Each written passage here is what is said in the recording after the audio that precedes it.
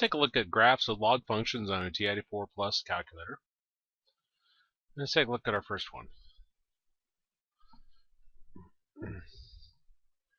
We've got y is equal to log x minus 2.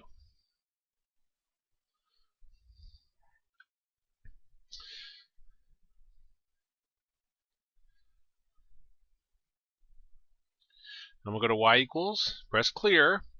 Now there is no number that's smaller that follows this log. Since there is no number here and it actually says log, that means it's base 10. That's a common log. Well, that's easy. We got a button that says log. That's our base 10. So we do log x minus 2. Now I put the beginning parentheses there for us, so I'll put a closing parentheses for completeness sake, but you don't need it on this calculator. Now press graph.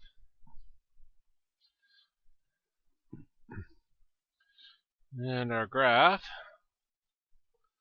will look something like this right here. Now they never just stop.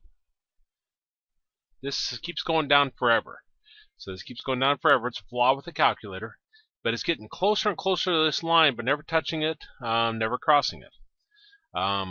Remember the idea of asymptotes from way back when?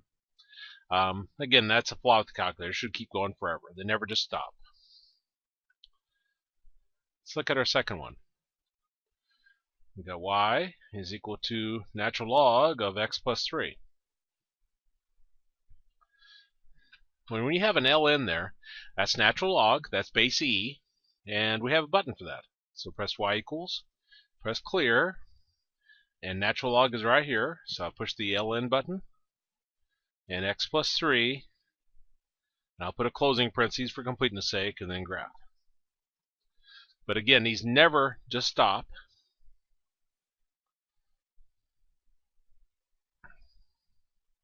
So this is going to look like that right there. Going to keep going down forever, skimming this line. If you're wondering what line is it skimming, if I set this equal to 0, it's not defined there. You can't have log of 0, but we get x is equal to negative 3. Means that there's a visible line here that it'll skim. You keep getting closer and closer to it, but never touch or cross.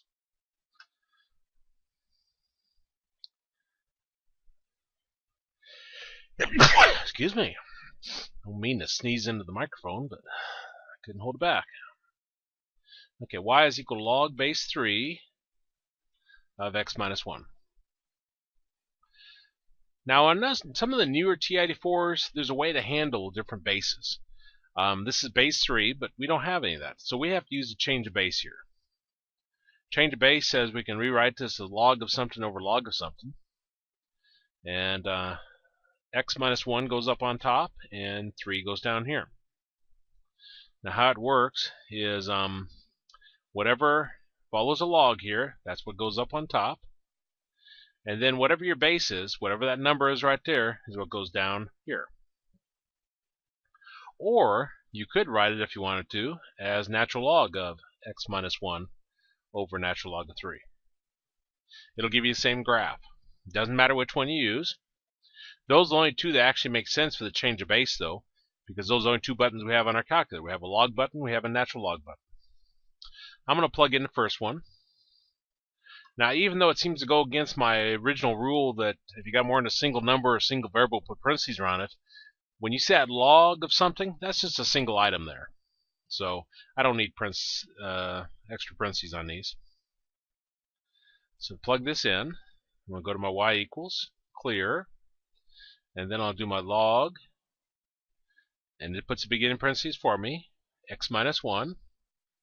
Have to put the closing parentheses to close that log, and then divided by, and then log, and put the beginning parentheses, 3, and then I'll put a closing parentheses, and then graph.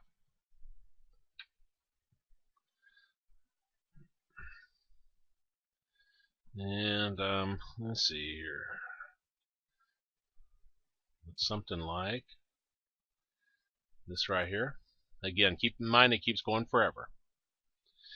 Now that's graphing log functions on a TI-84 plus calculator.